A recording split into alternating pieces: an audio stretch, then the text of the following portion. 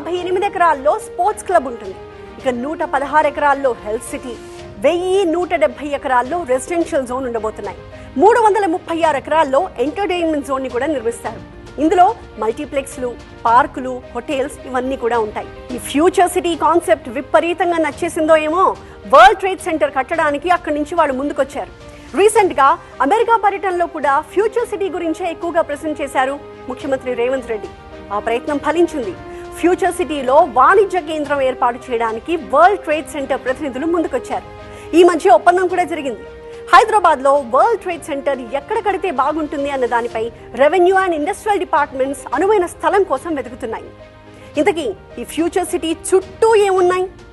Shamshabad international airport, fourth సిటీకి south Hyderabad development కి ఇదే మెయిన్ అసెట్. ఫ్యూచర్ సిటీకి తుక్కుగూడ వైపు ఫ్యాబ్ సిటీ ఉంది.